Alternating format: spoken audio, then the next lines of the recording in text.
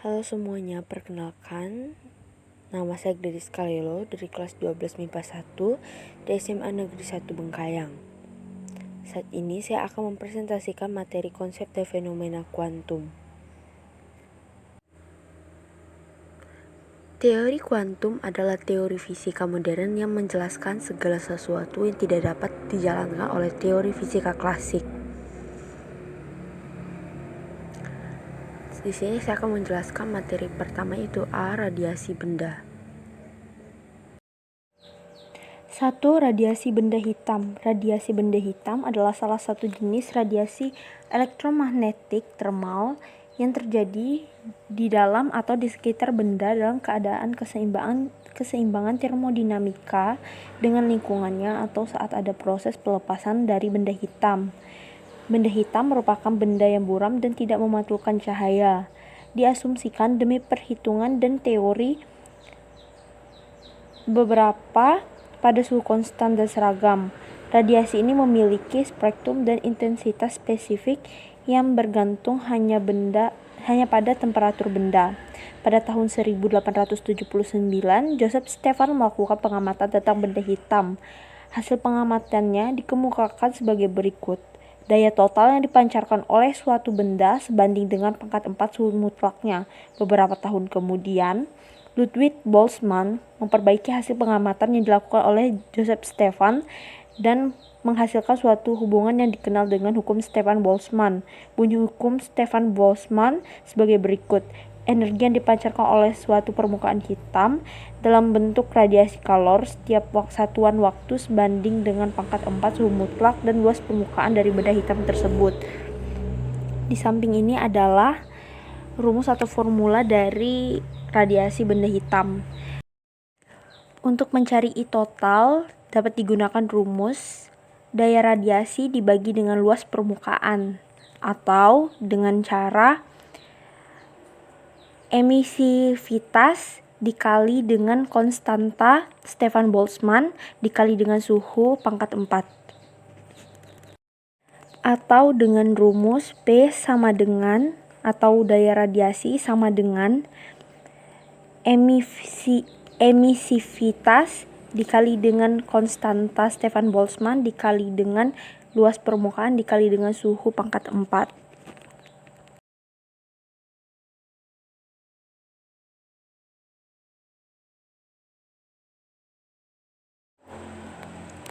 Dua, hukum pergeseran Wien.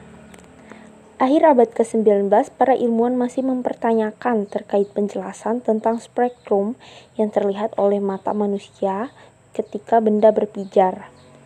Ada kalanya pada suhu sekitar 1000 Kelvin, benda berpijar berwarna merah seperti pada elemen strika, dan pada suhu yang lebih tinggi benda berpijar berwarna oranye seperti pada bara besi, dan pada suhu yang lebih tinggi lagi benda berpijar mendekati warna putih.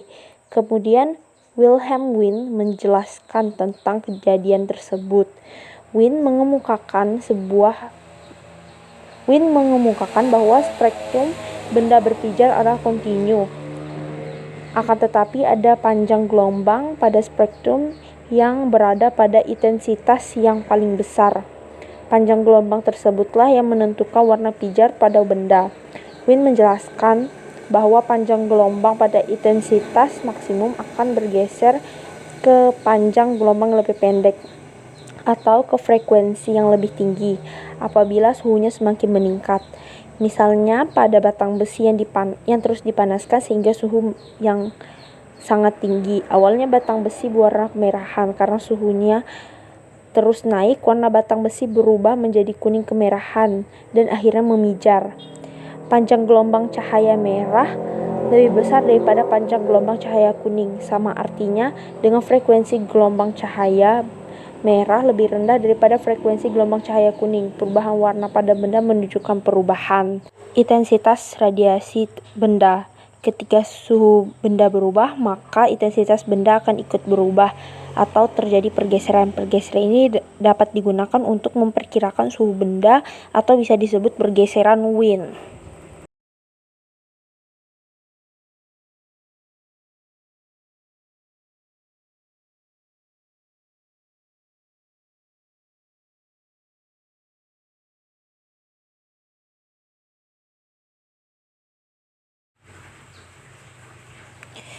Grafik di samping menunjukkan hubungan intensitas radiasi benda hitam terhadap panjang gelombang pada suhu yang berbeda. Dapat dilihat bahwa ketika suhu benda hitam meningkat, panjang gelombang untuk intensitas maksimum atau lambda maks bergeser ke nilai panjang gelombang yang lebih pendek. Berdasarkan percobaan Witt, dapat diperoleh persamaan seperti gambar di bawah ini. Jadi gambar di samping itu adalah grafik spektrum radiasi benda hitam. Di bawah itu adalah rumusnya. Jadi lambda max dikali dengan T atau suhu sama dengan tetapan pergeseran Wien.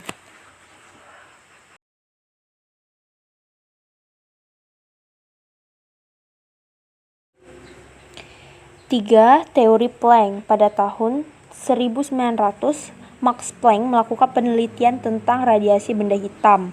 Berdasarkan hasil penelitiannya, Max Planck mengemukakan bahwa energi yang dipancarkan oleh benda hitam berbentuk paket-paket kecil atau kuanta, bukan dalam bentuk kontinu. Hasil penelitian yang lebih rinci dijelaskan sebagai berikut.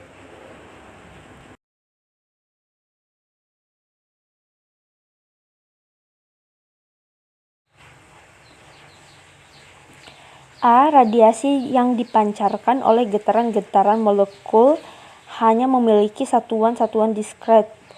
Energi dari molekul-molekul mengalami kuantitasi atau terkuantisasi. Energi yang diperbolehkan pada suatu molekul disebut tingkat energi. Tingkat-tingkat energi tersebut merupakan kelipatan bilangan asli yang selanjutnya disebut bilangan kuantum. Energi molekul pada tingkat energi tertentu atau En dirumuskan sebagai berikut. Jadi En itu untuk menghitungnya bilangan asli yang selanjutnya disebut bilangan kuantum dikali dengan tetapan Planck dikali dengan frekuensi getaran molekul.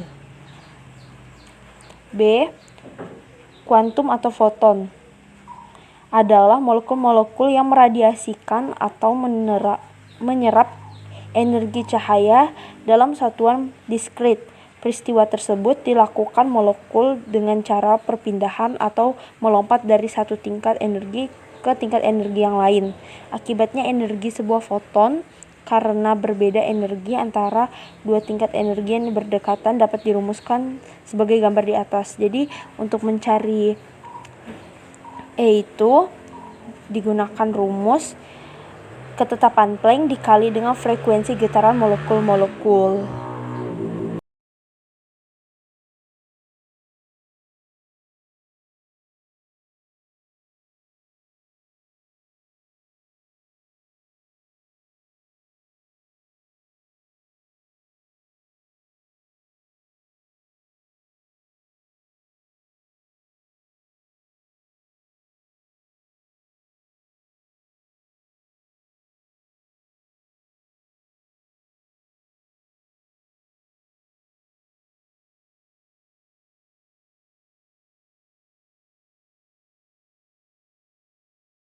Sekarang kita masuk ke materi kedua, B. Efek fotolistrik.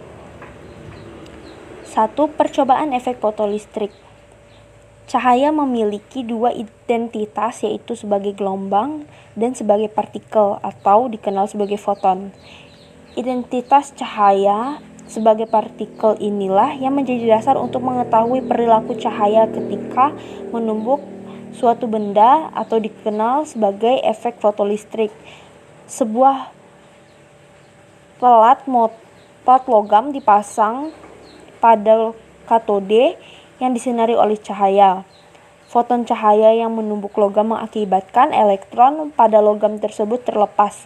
Elektron yang terlepas memiliki energi yang cukup untuk sampai ke anode. Elektron yang bergerak membentuk arus listrik yang terukur oleh ampermeter. Pada saat potensial perintang V diperbesar, elektron yang sampai di anode menurun. Akibatnya arus listrik yang mengalir juga mengalami penurunan.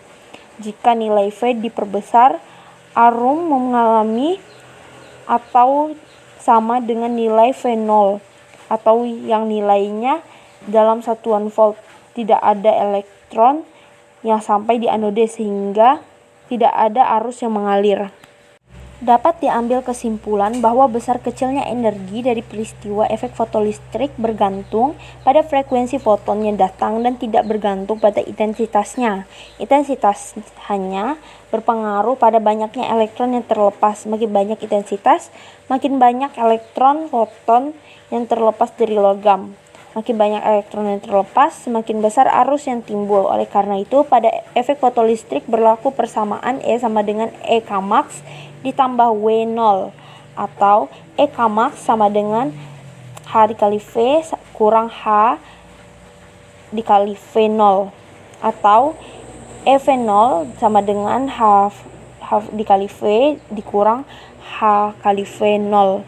V0 sama dengan V dikurang V0.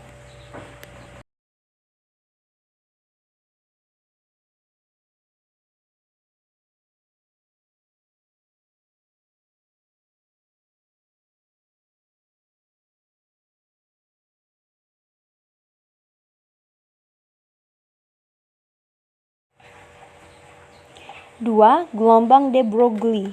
Pada tahun 1924, Louis de Broglie mengemukakan bahwa benda yang bergerak memiliki sifat gelombang yang melengkapi sifat partikelnya. Hal ini dapat menjelaskan bahwa foton dan elektron yang bergerak bersifat sebagai dari gelombang dan partikel. Panjang gelombang dari partikel yang bergerak sebesar jadi cara menghitungnya lambda sama dengan H dibagi M dikali V, atau H dibagi P. 3. Ketidakpastian Heisenberg. Prinsip ketidakpastian didasarkan pada peristiwa bahwa pada waktu yang bersamaan kita tidak mungkin mengetahui kedudukan atau momentum suatu benda. Pernyataan tersebut pertama kali dikemukakan oleh Werner Heisenberg pada materi yang ketiga adalah C, sinar X dan efek Compton. 1. Sinar X. Sinar X merupakan salah satu spektrum gelombang elektromagnetik secara alami. Sinar X ini dapat dihasilkan di alam. Ada dua kategori penggunaan sinar X di kehidupan. 1. Sinar X untuk melihat lapisan dalam. 2. Efek biologis sinar X. 1. Sinar X untuk melihat lapisan dalam. Karena panjang gelombang sinar X pas banget nih untuk melihat benda-benda yang berada di lapisan dalam tanpa harus membongkar lapisan luar. Ini karena sinar X cukup kuat untuk dapat menembus benda-benda lunak seperti daging dan kulit, tetapi tidak cukup kuat untuk menembus benda-benda keras seperti tulang, gigi, dan logam. 2. Efek biologis sinar X. Sifat lain dari sinar X yang berguna adalah kemampuan sinar X untuk merusak struktur sel, menyebabkan mutasi, atau bahkan membunuh sel jika dosisnya tinggi. Sifat ini sangat berguna di berbagai macam bidang seperti bidang kesehatan, industri, dan keamanan. 2. Efek Compton. A. Foton datang.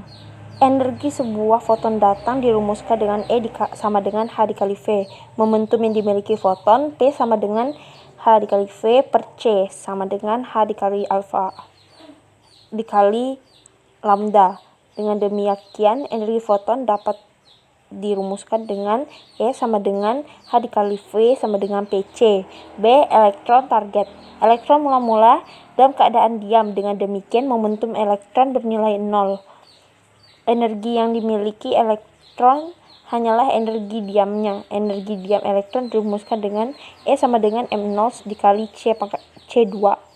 Sinar X yang terbentuk dari proses hamburan adalah efek Compton. C. Compton hambur. Setelah menumbuk elektron, energi foton menjadi berkurang. Energi yang hilang ini diubah menjadi energi kinetik elektron sehingga elektron menjadi bergerak. Energi yang dimiliki foton hambur dirumuskan dengan E sama dengan H dikali V aksen.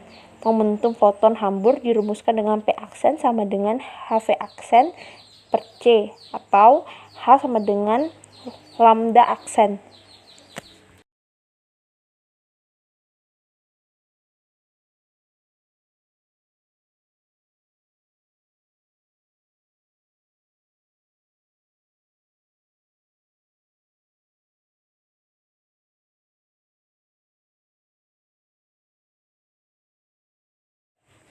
Ini adalah contoh soal dari materi-materi sebelumnya.